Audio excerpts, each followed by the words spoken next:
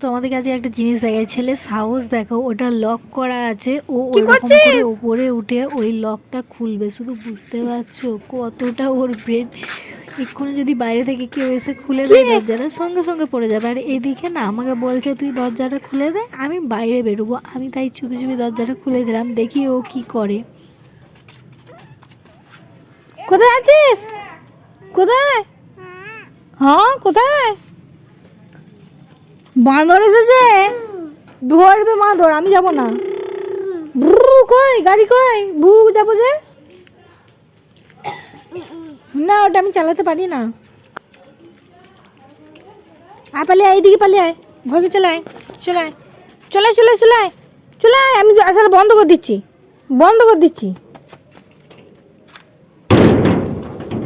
বন্ধ করে দিচ্ছি।